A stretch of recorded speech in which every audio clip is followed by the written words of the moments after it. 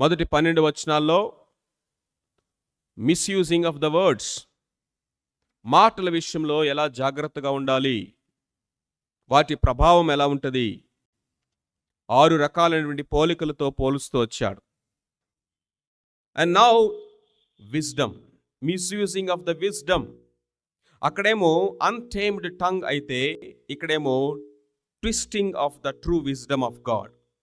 దేవుని యొక్క సరైనటువంటి జ్ఞానమును ఏ విధంగా బోధకులైన వారు దాన్ని త్రిప్పివేసేటటువంటి ప్రమాదం ఉంది. సో మొదటి 12 వచనాలు ఇట్ టాక్స్ అబౌట్ వర్డ్స్, ఆ తర్వాత 13 నుంచి 18 వరకు ఇట్ టాక్స్ అబౌట్ విజ్డమ్. మీలో జ్ఞాన వివేకములు గలవాడెవడు, వాడు జ్ఞానముతో కూడిన సాత్వికము గలవాడై తన యోగ్య ప్రవర్తన వలన తన క్రియలను కనపరచువలను. అగైన్ యాకోబు భక్తుడి యొక్క కన్సర్న్ ఏంటంటే క్రియలు. నీలో ఉన్నటువంటి జ్ఞానము సరి అయినటువంటి జ్ఞానమైతే అది క్రియలలో కనిపిస్తుంది. ఎలాంటి క్రియల్లో కనిపిస్తుంది? Character and behaviour proves what kind of wisdom you have. ఏ రకమైనటువంటి జ్ఞానము కలిగిన వారుగా ఉన్నాము అనేది అతని యొక్క ప్రవర్తన, యోగ్య ప్రవర్తన, అతని యొక్క గుణశీలత అనేది బయటపరుస్తుందట. కాబట్టి దాన్ని కనపరచమంటున్నాడు. దేంట్లో? In conduct and behaviour. అంతేకాకుండా సాత్వికము అన్నప్పుడు అక్కడ మీక్నెస్ ఆర్ హ్యూమిలిటీ, దీనత్వం. ఆ యొక్క దీనత్వంలో తగ్గించుకునేటువంటి ఆ యొక్క క్యారెక్టర్లో అది కనిపిస్తుందట. హ్యూమిలిటీ గురించి మనం ఆలోచన చేసినప్పుడు దీనత్వం అంటే ఏంటంటే నేను ఎందుకు పనికిరాని వాడును, నాకు ఏమీ చేత కాదు, నేను ఏమీ చేయలేను, కాబట్టి సైలెంట్గా ఒక మూలలో కూర్చుంటాను, ఇది దీనత్వం అనుకుంటారు చాలామంది. That's not humility. In fact it is a false humility. దీనత్వము అనేదానికి వ్యతిరేకమైనటే ప్రైడ్, గర్వం. గర్వం అనగానే మనము ఒకవైపే చూస్తాము, రెండో వైపు చూడం. Inferiority and feeling insecurity is also pride. Inferiority and feeling insecure is also pride. అది ఒక రకమైనటువంటి గర్వం. ఇది ఏ రకమైనటువంటి గర్వం అంటే, నాలో ఉన్నటువంటి తప్పులు ఎవరైనా చూస్తారేమో, నేను మిస్టేక్ చేస్తే ఎవరైనా పాయింట్అవుట్ చేస్తారేమో, అనవసరంగా ఇంకొకరి చేత చెప్పించుకోవాల్సిన పరిస్థితి నాకు వస్తుంది, నన్ను పాయింట్అవుట్ చేస్తారేమో, ఇది ఇలా కాదు అలాగని చెప్పేసి నన్ను దిద్దుబాటు చేసి నన్ను వేలు పెట్టి నువ్వు తప్పు చేసావు అని ఎవరైనా చెప్తారేమో, కాబట్టి ఈ గొడవంతా ఎందుకు, నేను మౌనంగా ఉంటాను. ఇదేంటి గర్వం కాదంటారా? This is pride. Insecurity and inferiority is pride, గర్వం అది. రెండవది బోస్టింగ్. నాకు అంతా తెలుసు, నేను అంతా చేయగలను, నేను పలానా, నేను అది, నేను ఇది అని చెప్పుకోవటం, సుపీరియారిటీ కాంప్లెక్సిటీ. ఇది కూడా గర్వమే. మనం చాలాసార్లు గర్వం అంటే డంబముగా ప్రవర్తించడం ఒక్కటే అనుకుంటాము. విశ్వాసులైనటువంటి వారిలో ఎక్కువ ఇది ఉండదు, కానీ ఇది ఉంటుంది. ఏంటంటే, ఎందుకు వచ్చిన గొడవ, నేను కామ్గా కూర్చుంటా, నేను అటెంప్ట్ చేయటం ఎందుకు, ఫెయిల్ అవ్వటం ఎందుకు, మరలా తిట్టించుకోవడం ఎందుకు? ఎన్నిసార్లు అనుకుని ఉంటాం ఇలాగ మనం. నేను ఆ పని చేయటం ఎందుకు, దాన్ని పలానా వాళ్ళలాగా నేను చేయలేను, వాళ్ళంత పర్ఫెక్ట్గా నేను చేయలేను, వీళ్ళంత బాగా నేను చేయలేను, కాబట్టి ఎవరో చేసుకుంటారులే, నేను మౌనంగా కూర్చుందాం. When you are comparing yourself with others and evaluating yourself and coming to a conclusion, you are in inferiority complexity for sure, 100%. అందుకనే దీనత్వం అంటే, హ్యూమిలిటీ అంటే ఏంటో తెలుసా? Knowing your self and being your self అన్నాడు ఒక ఆయన. Knowing your self and being your self అంటే అర్థం ఏంటో తెలుసా? దేవుడు నన్ను ఏ విధంగా సృష్టించాడో, ఏ విధంగా అంటే ఏ కెపాసిటీస్ తోటి, ఏ విధమైన సామర్థ్యాలతోటి, ఏ విధమైనటువంటి బలహీనతలతోటి దేవుడు నన్ను సృష్టించాడో దాన్ని యాజ్ ఇట్ ఈస్గా నేను అంగీకరించటము, నా యొక్క సామర్థ్యాలను బట్టి, పని చేయటము, నేను ఎక్కడ బలహీనంగా ఉన్నానో ఇతరుల మీద ఆధారపడటం. ఇది యాక్చువల్గా దీనత్వం అంటే.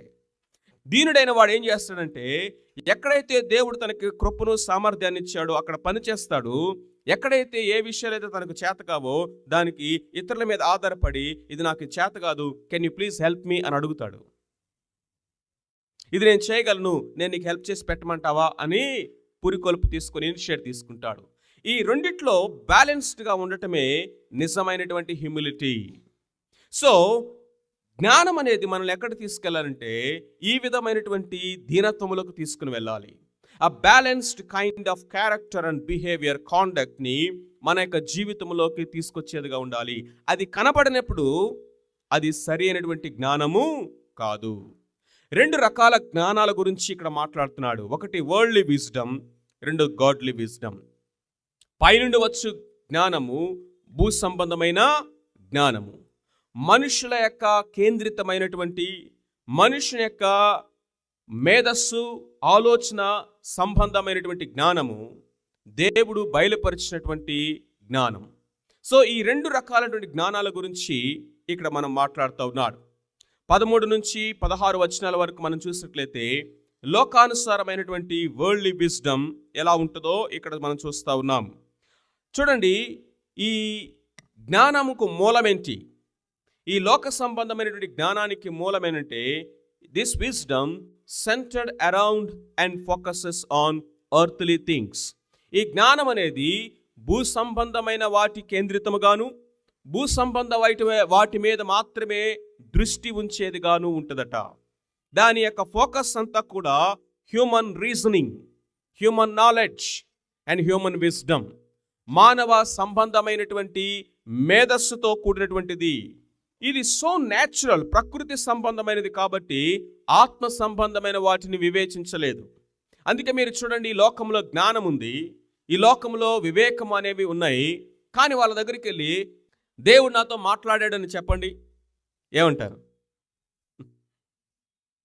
ఒక సైంటిస్ట్ దగ్గరికి వెళ్ళి మాట చెప్పండి, బాగా చదువుకున్నటువంటి వెల్ లెర్న్డ్ పర్సన్ దగ్గరికి వెళ్ళి చెప్పండి, ఇదిగో దేవుడు నాతో మాట్లాడాడు, దేవుడితో నేను రోజు మాట్లాడతాను, ఆయన యొక్క చిత్తం నాకు బయలుపరిచాడు, కాబట్టి ఆయన చిత్తాన్ని నేను చేస్తా ఉన్నాను అని మనము ఈ మాటలు చెప్తే అది లోకానికి వెర్రితనంగా ఉంటుంది. యేసుక్రీస్తు ప్రభువారు నా పాపాల కోసం 2000 సంవత్సరాల క్రితమే శిలువ మీద చనిపోయాడు, కాబట్టి ఆయన మరణం వలన నా పాపాలు క్షమించబడి అని చెప్పండి. శిలువను గుర్చిన వార్త లోకానికి వెర్రితనము. ఈ లోక జ్ఞానమంతా కూడా తన యొక్క జ్ఞానముతోటి దేవునికి దూరం అయిపోయింది, కానీ దేవునికి దగ్గరికి రాలేకపోతా ఉంది. సో మానవుని యొక్క జ్ఞానము దేవుని యొక్క జ్ఞానాన్ని వెర్రితనంగా చూస్తూ ఉంది, దేవుని జ్ఞానాన్ని అర్థం చేసుకోలేనిదిగా కనిపిస్తూ ఉంది. అంతేకాకుండా అది భూ సంబంధమైనది, మానవ సంబంధమైనది, అది దయ్యముల వంటి జ్ఞానము అని బైబిల్ చెప్తా ఉంది. కాబట్టి అది దైవికమైనటువంటి సంగతులను అర్థము చేసుకోలేదు. అలాగని చెప్పేసి లోకంలో ఉన్నటువంటి జ్ఞానమంతా తప్ప అంటే అది కాదు దాని యొక్క ఉద్దేశం. ఈ లోకంలో ఏముందంటే నాలెడ్జ్ ఉంది. Knowledge is different from wisdom. Knowledge means accumulation of facts, gathering up of information, సమాచార సేకరణ, లేకపోతే అనేక వాటి గురించినటువంటి సత్యాన్వేషణ. అది మానవుని యొక్క రీజనింగ్, మేధస్సులో నుంచి పుట్టేది. రైట్ యూజ్ ఆఫ్ నాలెడ్జ్ని విజ్డమ్ అంటారు. ఇప్పుడు జ్ఞానము అంటే ఏంటయ్యా అంటే ఉన్నటువంటి తెలివిని సరి అయినటువంటి విధానంలో ఉపయోగించటము, సరైన విధానంలో ఉపయోగించటము. ఆటమ్ స్ప్లిట్ అయితే ఎనర్జీ జనరేట్ అవుతుంది, జ్ఞానం. దాని ద్వారా అటామిక్ పవర్ని జనరేట్ చేయొచ్చు, విజ్డమ్. దాని ద్వారా అటామిక్ బాంబులు తయారు చేసి సర్వనాశనం చేయొచ్చు, డిస్ట్రక్టివ్ ఇది. So knowledge plus character is wisdom. Knowledge plus character, knowledge plus behaviour and conduct is wisdom. ఈ లోక జ్ఞానం ఏంటో తెలుసా? నీకు మంచిది అనిపించింది నువ్వు చేయి, నాకు మంచిది అనిపించింది నేను చేస్తాను. నీకు ఏది మంచిది అనిపిస్తే అది ఫాలో అవ్వు, నాకు ఏది మంచిది అనిపిస్తే అది ఫాలో అవుతాను. That which is right for you is right for you, that which is right for me is right for me. ఇక్కడ ఇదే రైటు, ఇది రాంగు అని చెప్తే వాళ్ళకి అది వెర్రితనంగా కనిపిస్తుంది. దేవుడు మనల్ని చూస్తున్నాడు, జడ్జి చేస్తాడు. మన తలంపులు, ఆలోచనలు కూడా ఆయన తీర్పులోనికి తీసుకొస్తాడు. లోకానికి అది వెర్రితనంగా కనిపిస్తుంది. మరణము తర్వాత నిత్యత్వం ఉన్నది, వెర్రితనంగా కనిపిస్తుంది. బాబేలు గోపురం దగ్గర కనుక మనం చూసినట్లయితే మానవుడు తనకున్న జ్ఞానం అంతటితోటి ఒక ఆలోచన చేస్తాడు. ఏంటి? దేవుడు దిగి మన దగ్గరికి రావటం కాదు, మనమే ఎక్కి దేవుని దగ్గరికి వెళ్దాం అనుకున్నాడట. దేవుని యొక్క సంకల్పం ఏంటో తెలుసా? మానవుని వెతుక్కుంటూ దేవుడి లోకానికి రావాలి. మానవుని జ్ఞానం ఏంటో తెలుసా? మనమే దేవుని దగ్గరికి వెళ్దాము, మన శక్తి, మన సామర్థ్యము, మన బలము, మనకున్న టెక్నాలజీతో అని చెప్పేసి గోపురం కట్టడం ప్రారంభించాడు. Human knowledge, human wisdom. దాని యొక్క కాన్సిక్వెన్సెస్ చూడండి. అది దేవునికి వ్యతిరేకముగాను, దేవుని ఆలోచనలకు వ్యతిరేకముగాను వెళుతూ ఉన్నది. కానీ మానవుల దృష్టికి ఏంటో తెలుసా? We're doing a great project. ఒక గొప్ప పనిని మేము చేస్తా ఉన్నాము. ప్రపంచమంతా నివ్వెరపోయేటట్లుగా ఇదిగో ఎవడు ఎన్నడూ కట్టనటువంటి ఒక ఉన్నతమైన గోపురాన్ని, ఆకాశమునంటే గోపురాన్ని మేము కడతా ఉన్నాం. It's a great project, great technology. But in God's side that is against his plan and purpose and word.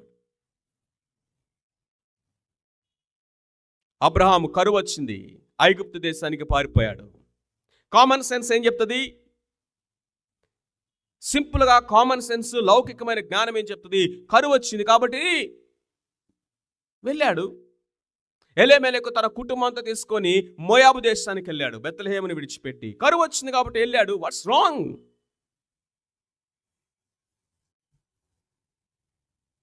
కానీ దేవుని జ్ఞానం ఏమని చెప్తుంది తెలుసా? ఫెయిత్. దేవుని మీద విశ్వాసం ఉంచు. విశ్వాసం అనేది లోకం దృష్టిలో వెరితనం.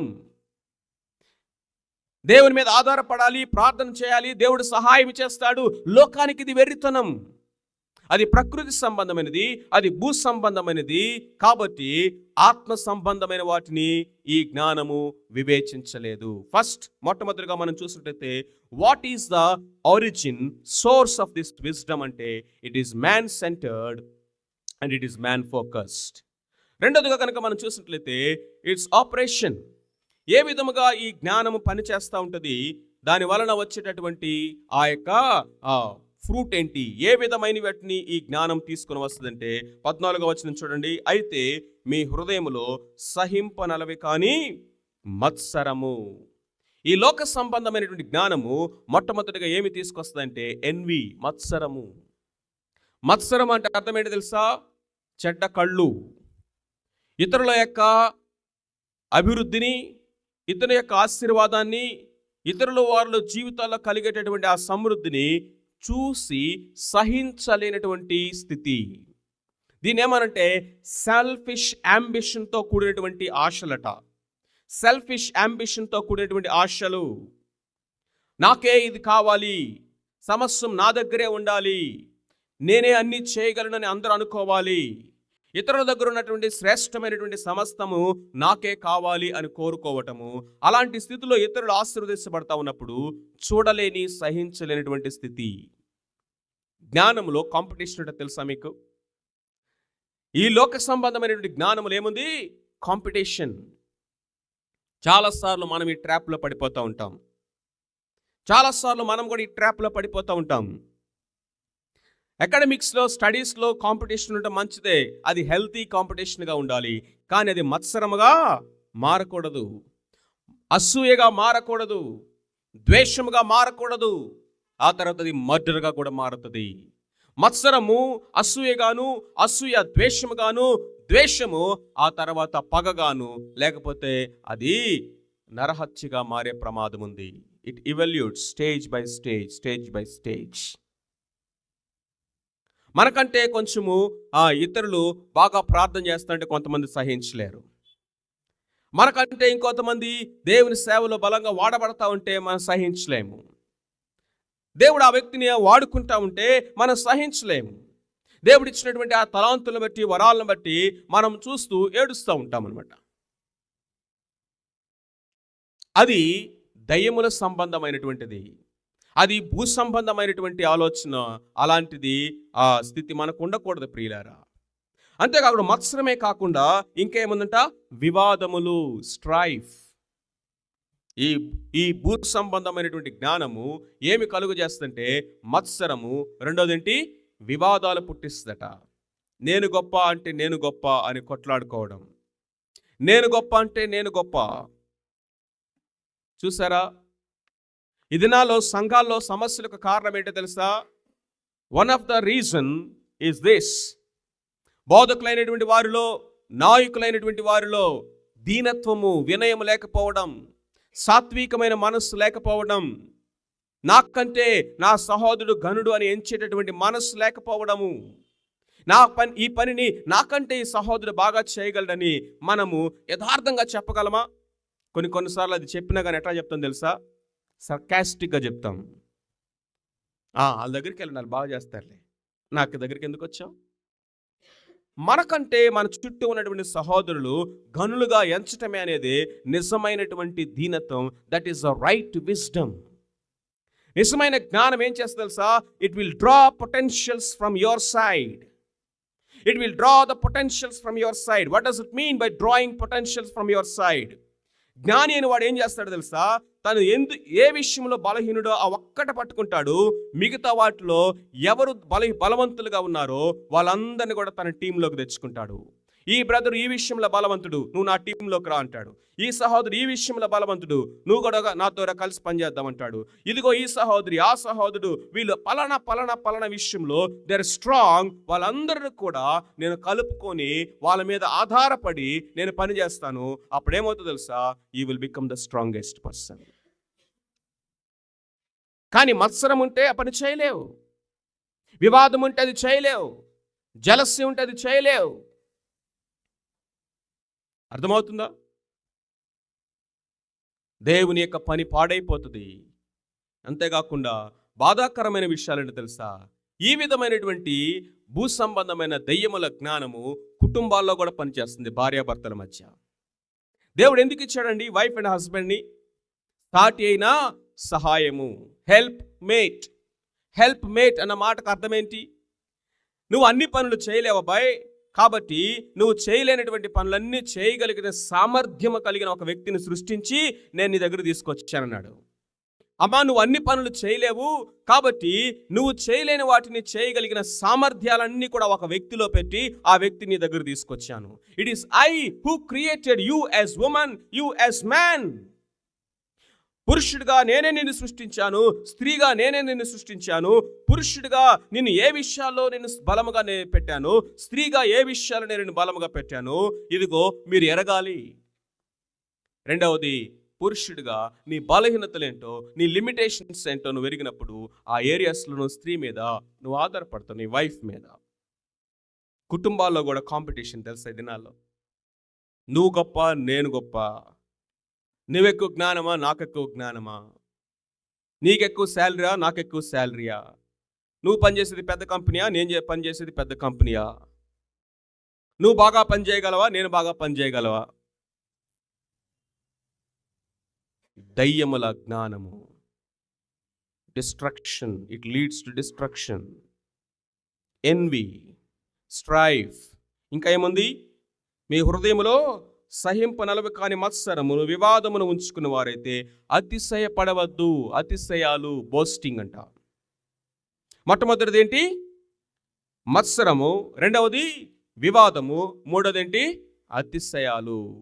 ఈ జ్ఞానమట వ్యక్తుల్లో బోస్టింగ్, అతిశయాలను తీసుకొస్తుందట. టైటిల్స్ కోరుకోవడం, రికగ్నిషన్ కోరుకోవడం. మన గురించి నలుగురు మాట్లాడుకోకపోతే మనకు ఆ రోజు నిద్ర పడదు తెలుసా? నేను ప్రభు నమ్ముకున్న కొత్తలో బాగా గమనించేవాడిని. నా లైఫ్ ఎలా ఉండేదంటే, చర్చ్లో ఏదైనా పని చేసి అటు ఇటు చూసేవాడిని. ఎందుకు అటు ఇటు చూసేవాడిని? ఎందుకు అటు ఇటు చూసేవానంటే, ఎవరైనా నన్ను చూసారా లేదా, నేను చేసిన పనిని రికగ్నైజ్ చేశారా లేదా, గుర్తించారా లేదా, చెప్పుకుంటారా లేదా రేపొద్దున. మనం ఆ పని చేసి మనుషులు మనల్ని చూసారా లేదా అనేటువంటి మనసుతో మనం ఉన్నామంటే there is something wrong with us. There is something wrong with us. ఈ లోక సంబంధమైన జ్ఞానము మ్యాన్ సెంటర్డ్ కాబట్టి మానవుడు అతిశయిస్తాడు. మ్యాన్ ఫోకస్డ్ కాబట్టి మానవుడి దృష్టి అంతా దేని మీద అంటే నేను జ్ఞానిని అని చెప్పుకోవాలి. జ్ఞానము ఉప్పొంగ చేయును. జ్ఞానం ఏం చేస్తా చెప్పండి? ఉప్పొంగ చేయును. ప్రేమ క్షేమాభివృద్ధిని కలుగు చేయును. దీంట్లో ప్రేమ ఉండదు, క్యారెక్టర్ ఉండదు, ఓన్లీ కరిస్మా, ఓన్లీ టాలెంట్. అందుకనే ఉప్పొంగటం అని ఉంటుంది. చాలామంది వాక్యం చెప్పిన తర్వాత బయటకు వచ్చి అడుగుతారు, ఎలా ఉంది వాక్యం అంటారనమాట. ఏం చెప్పండి? నలుగురు వచ్చి కనుక వాళ్ళు చుట్టూ చేరి అన్నా ఇరగదీసావన్నా అంటే అప్పుడు ఈరోజు వాక్యం అదిరిపోయిందన్నా అని చెప్పాలి, సూపర్ అన్నా అని చెప్పాలి. నీలాగే ఎవరు చెప్పలేరన్నా. మీరు వాక్యం చెప్తారని మేము అందరం వచ్చామని అంటారు కొంతమంది. ఏంటంట, మీరు వాక్యం చెప్పడానికి వచ్చారని మేము అందరం వచ్చామన్నా అంటే ఈయన ఎంత సాటిస్ఫై అవుతాడో. జ్ఞానము ఉప్పొంగ చేయును.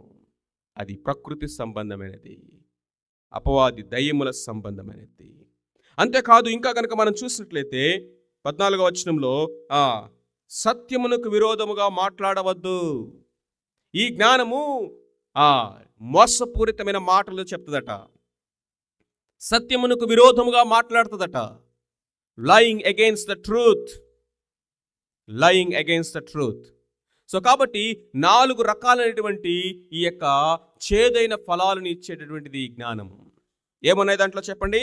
మత్సరము, వివాదము, అతిశయము, సత్యమునకు విరోధముగా మాట్లాడేటువంటి అబద్ధములు, లేకపోతే మోసపూరితమైనటువంటి మాటలు.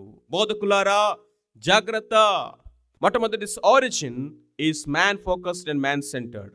రెండోది it's operation envy, strife, boasting and deceit. మూడోదిగా ఇట్స్ అవుట్కమ్. అది ఏమి తీసుకొస్తుందయా ఈ యొక్క జ్ఞానము అంటే 16వ వచనం చదవండి. ఏలయనగా మత్సరము, వివాదం ఎక్కడ ఉండునో అక్కడ అల్లరియు ప్రతి నీచ కార్యమును ఉండును. That's the outcome ultimately. ఈ యొక్క మత్సరములో నుంచి, వివాదములో నుంచి, అతిశయాల నుంచి, ఈ విధమైనటువంటి అసత్యములో నుంచి అల్టిమేట్గా బయటకు వచ్చేటువంటి రిజల్ట్ ఏంటి? అల్లరి, నీచ కార్యం. అల్లరి, అల్లరి అనే మాటకి ఇంగ్లీష్లో కన్ఫ్యూషన్ అని రాస్తుంది. కన్ఫ్యూషన్ అంటే ఇక్కడ డిజార్డర్, ఒక క్రమము లేనటువంటి పరిస్థితి అన్నమాట. అర్థమవుతుందా? సో కాబట్టి ఇదే విషయాన్ని మనము కేవలము బోధకులుగా, సేవకులుగా ఉన్నవారు మాత్రమే కాదు, సగటు విశ్వాసిగా ప్రతి ఒక్కరి జీవితాల్లో మనం దీన్ని అప్లై చేసుకోవాలి. దేవుడు మనకిచ్చినటువంటి కృపావరాల విషయంలో కానీ, సామర్థ్యాల విషయంలో కానీ మనము ఇతరుల విషయంలో అసూయపడేవారిగా కానీ, మత్సరపడేవారిగా కానీ, లేకపోతే డంబముగా ఉప్పొంగేవారిగా కానీ మనం ఉండడానికి వీలు లేదు ప్రియులారా. ఆ శోధనను జయించాలి. This is a sin in mind. మీకు జ్ఞాపకం ఉందా? మొదటి 13 వచనాలు 12 వచనాలు ఏంటి? సిన్ ఇన్ ద మౌత్, మాటలలో పాపము. సిన్ ఇన్ ద మౌత్, ఇది సిన్ ఇన్ ద మైండ్. ఈ మత్సరము ఆలోచనలో ఎక్కడొస్తుంది? ఆలోచనలో వస్తుంది, తలంపుల్లో వస్తుంది, ఇంటెన్షన్స్లో వస్తుంది. నవ్వుతా ప్రైజ్ లార్డ్ చెప్తాం కానీ లోపల సంతోషం ఉండదు. ఎందుకంటే అది హృదయంలో లేకపోతే మనస్సులో ఉన్నటువంటి పాపము. ఒకరికంటే ఒకరు గొప్ప అని చెప్పుకోవాలనేటువంటి ఆ యొక్క స్థితి చూపించుకోవాలని. అర్థమవుతుందా? Humility is being your self, knowing your self. ఆ తర్వాత మనం చూసినట్లయితే గాడ్లీ విజ్డమ్, దైవికమైనటువంటి జ్ఞానం గురించి మాట్లాడుతూ ఉన్నాడు. చూడండి 17వ వచనం నుంచి 18 వరకు కనుక మనం చూసినట్లయితే దైవికమైనటువంటి జ్ఞానం. అయితే పైనుండి వచ్చే జ్ఞానము మొదట పవిత్రమైనది, తరువాత సమాధానకరమైనది, మృదువైనది, సులభముగా లోబడినది, కనికరముతోనూ మంచి ఫలముతోనూ నిండుకున్నది, పక్షపాతమైనను వేషధారణైనను లేనిది అయి ఉన్నది. ఫస్ట్గా మనం చూసినట్లయితే వాట్ ఈజ్ ఇట్స్ ఆరిజిన్? ఈ 3 మరలా దీంట్లో కూడా చూద్దాం. Origin, operation, outcome. ఆరిజిన్, మూలం ఏంటి జ్ఞానానికంటే? ఇది పైనుండి వచ్చే జ్ఞానము. Heavenly, godly, it's from above. ఇది దేవుని నుండి వచ్చేటటువంటి జ్ఞానము, పైనుండి వచ్చేటటువంటి జ్ఞానం. క్రైస్తవ జీవితం అంతా కూడా ఏంటో తెలుసా? క్రైస్తవ జీవితం అంతా కూడా లుకింగ్ అప్ అంట, పైకి చూడటమే. పైన ఎవరున్నారు? క్రీస్తు దేవుని కుడిపార్శ్వమున ఆసీనుడై ఉన్నాడు. మీరు క్రీస్తుతో లేపబడిన వారైతే పైనున్న వాటినే వెతకండి, పైనున్న వాటిని వెతకండి. Upward look. జ్ఞానమునకు మూలం ఎవరై అంటే నీకు పైకి చూడాలి. ఎవరికైనా జ్ఞానము కొదువుగానిలా వాడు దేవుని అడగవలను అని బైబిల్ చెప్తా ఉంది. దేనికి జ్ఞానం కావాలో తెలుసా? కుటుంబాలను కట్టుకోవడానికి జ్ఞానం కావాలి. భూ సంబంధమైన జ్ఞానము కుటుంబాల్లో ఏం తీసుకొస్తా ఉంది? చూసాం కదా, అల్లరి, ప్రతి నీచ కార్యము. ఎందుకని? మత్సరము, వివాదము, ఇదిగో అతిశయాలు, అక్కడ ఇవన్నీ ఉన్నాయి. కానీ పైనుండి వచ్చేటటువంటి ఆ జ్ఞానం కోసం అడగాలట. మన యొక్క వర్క్ ప్లేస్లో డిఫికల్ట్ సిచ్యువేషన్స్ ఉంటాయి. డిఫరెంట్ పీపుల్స్తో మనం హ్యాండిల్ చేయాలి. జ్ఞానం కావాలి. చాట్ జీపీటీ దగ్గరికి వెళ్తే రాదు, గూగుల్ని అడిగితే తెలియదు. ఇది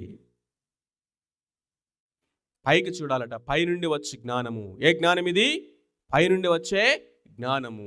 ఆ జ్ఞానాన్ని మనం అడగాలి. ప్రభువా, ఇదిగో మీరిచ్చే జ్ఞానం నాకు కావాలి. The origin of this is the heavenly, godly. అంతేకాదు, కొరింథీయులకు రాసిన మొదటి పత్రిక 1వ అధ్యాయము 24వ వచనాన్ని కనుక మనం చూస్తే అక్కడ మనం చూడండి ఏమని రాస్తుందో. ఆయన యూదులకు ఆటంకముగాను అన్యజనులకు వెర్రితనముగాను ఉన్నాడు, కానీ యూదులకేమి గ్రీసు దేశస్థులకేమి పిలువబడిన వారికే క్రీస్తు దేవుని శక్తియు దేవుని జ్ఞానమై ఉన్నాడు. క్రీస్తు ఎవరట? దేవుని శక్తి, దేవుని జ్ఞానము. Christ is the power of God and the wisdom of God. ద్వితీయోపదేశ కాండము 4వ అధ్యాయము 5-6 వచనాల్లో, నా దేవుడైన యెహోవా నాకు ఆజ్ఞాపించినట్లు మీరు స్వాధీనపరచుకొనబోవు దేశమున మీరు ఆచరించవలసిన కట్టడలను విధులను మీకు నేర్పితిని. ఈ కట్టడలన్నిటినీ మీరు గైకొని ఆచరింపవలను. వాటిని గూర్చి విను జనులందరి దృష్టికి అదే మీకు జ్ఞానము, అదే మీకు వివేకము. ఏంటి జ్ఞానము, వివేకము?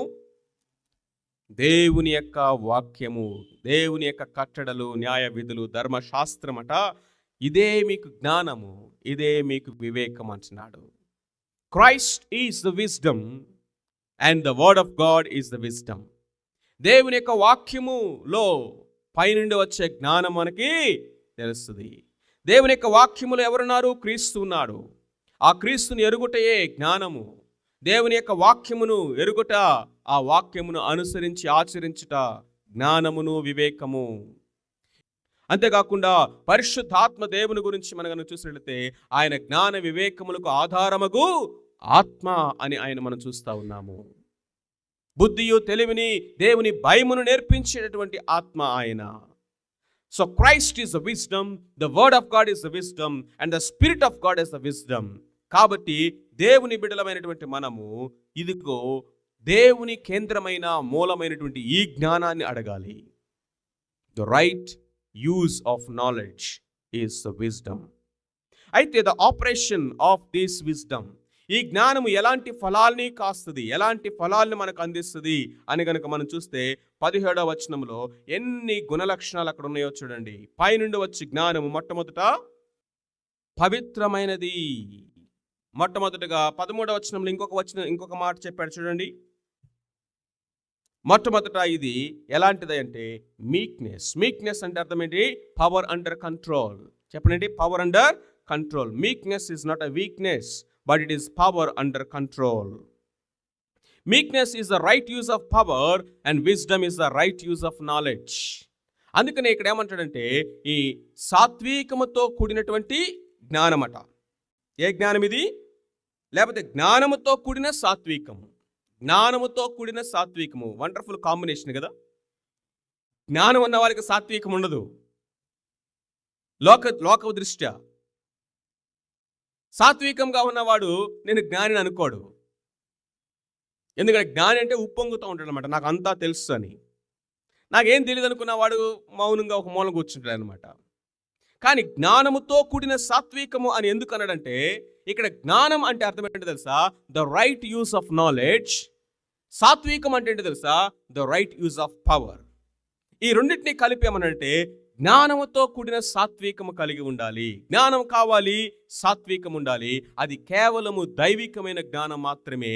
మనలో జ్ఞానం పెరిగే కొలదట సాత్వికము, దీనత్వం కూడా పెరుగుతుందట. As we grow in wisdom, as we grow in understanding, as we grow in success, we'll grow in meekness, humility. That is a proportion. ఇది చెప్పినంత ఈజీ కాదు తెలుసా? కూర్చొని వింటున్నంత ఈజీ కూడా కాదు ఇది.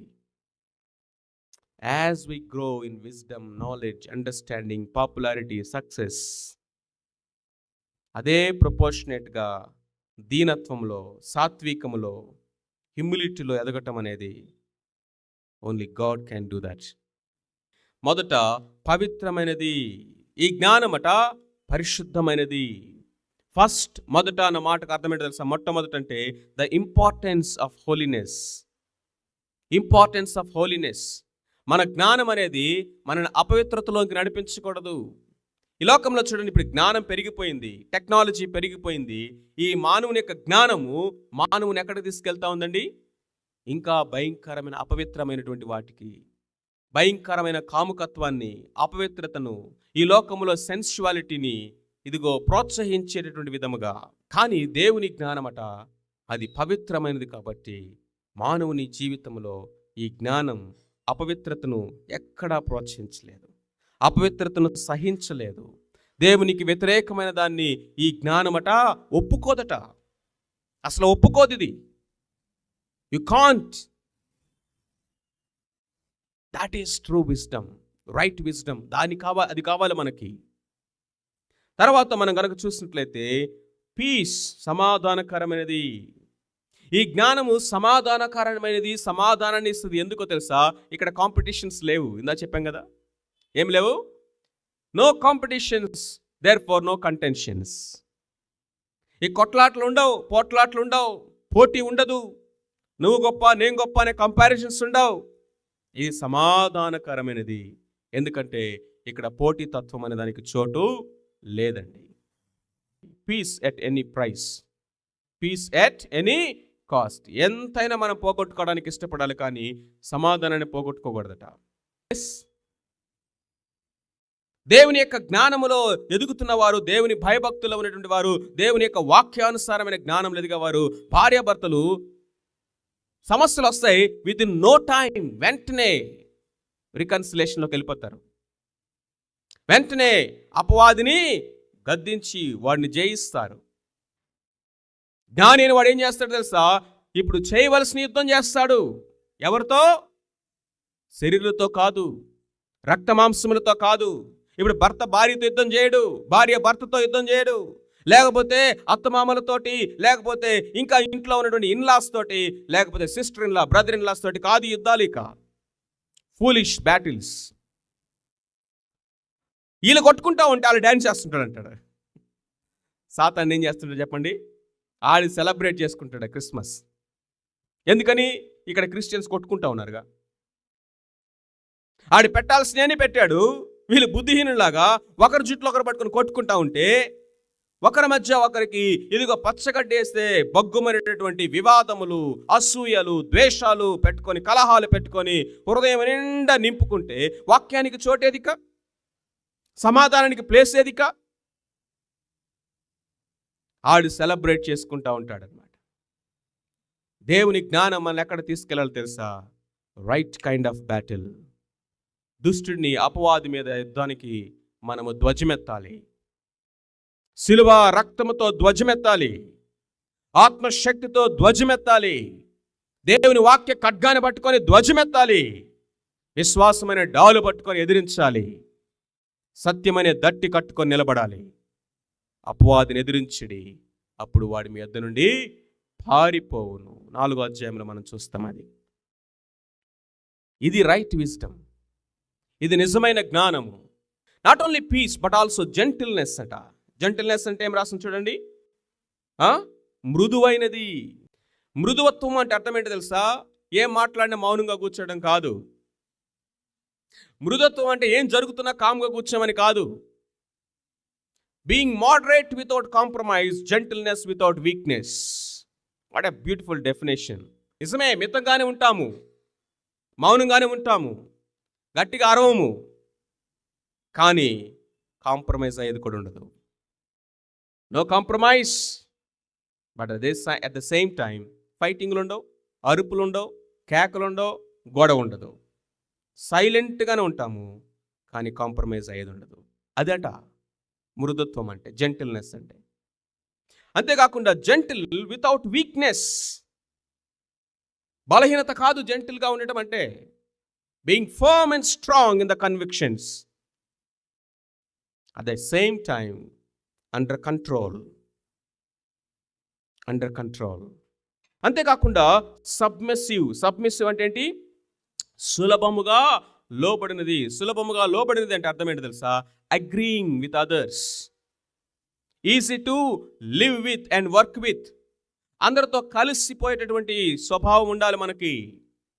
అందరూ నాలాగే ఉండాలనుకుంటాం, అది కాదు. Agree to disagree, easy to mingle with, easy to agree with. మన సెల్ఫ్ రైచియస్నెస్ ఎవరెస్ట్ లెవెల్లో ఉంటుంది, పీక్. మనం ఎంత స్వనీతి పరులం అంటే దేవుడే మనల్ని అంగీకరించాడు కొన్ని బలహీనతల్ని, కానీ మనం అంగీకరించం ఇతల్ని. ఎందుకంటే మనం దేవుని కంటే నీతిమంతులు అనమాట. Families are becoming hell because we're not submissive. We're not accepting others limitations. We're not ready to go with, cope with and work with and live with people of different likes, dislikes and temperaments. This wisdom is controlled by mercy. ఎవరికైనా తెలియకపోతే మనము జాలిగా, దయగా వాళ్ళ దగ్గరికి వెళ్ళి ఆ విషయాలు చెప్తామట. అంతేగాని వాళ్ళని కించపరిచేట్లుగా ఇది కూడా తెలియదా నీకు అనం. ఇన్ని రోజులు ఎక్కడ బతుకుతున్నావు నువ్వు అనం. ఎర్ర బస్ ఎక్కి వచ్చావా అంటారు. కొంతమంది చాలా సోఫిస్టికేట్గా అప్డేట్ అవ్వాలి. ఎక్కడున్నాను? If it is just for a joke or casual talk, okay, but if it really hurts others, it matters. No. Mercy, కనికరము. అంతేకాకుండా మంచి ఫలము, గుడ్ ఫ్రూట్. గుడ్ ఫ్రూట్ అంటే అర్థం ఏంటో తెలుసా? ఈ జ్ఞానమట ఇతరుల యొక్క జీవితాల్లో ప్రాఫిటబుల్గా ఉండాలి, వారిని బిల్డ్ చేసేదిగా ఉండాలి, ప్రొడక్టివ్, యూస్ఫుల్ అండ్ ప్రాఫిటబుల్. ఇతరుల యొక్క జీవితాన్ని బిల్డ్ చేసేదిగా ఉండాలట. అంతేకాకుండా ఇంకా ఏమంటున్నాడు? మంచి ఫలముతో నిండుకొనదై వేషధారణ అయినను పక్షపాతమైనను లేనిది అయి ఉండాలి. Sincere, without hypocrisy, no acting, no masks. ఇలాంటి జ్ఞానము అల్టిమేట్గా ఏమి తీసుకొస్తుందంటే నీతి ఫలము, సమాధానము. నీతి ఫలము సమాధానము చేయవారికి సమాధానము అందు విత్తబడును. క్రైస్తవ జీవితం ఏంటో తెలుసా? It is all about sowing and reaping. మోసపోకుడి, దేవుడు వెక్కిరించబడడు. మనుష్యుడు ఏది విత్తునో ఆ పంటనే కోస్తాడు. శరీర సంబంధమైన విత్తావా? శరీర సంబంధమైనటువంటి వాటిని మరణాన్ని కోస్తావు. ఆత్మ సంబంధమైనటువంటి వాటిని విత్తితే ఆత్మ ఫలమును మనం కోస్తాం. కాబట్టి మనం ఏం విత్తుతున్నాము? సమాధానము, నీతి ఫలం వస్తుందట. సమాధానం అనే పంట వస్తుంది. కాబట్టి ఈ జ్ఞానము మనం నేర్చుకోవాలి. అంతేకాకుండా ఇతరుల యొక్క జీవితాల్లో వాటిని ఏం చేయాలి? విత్తాలి, పంచాలి. అప్పుడు you will reap it 100 folds.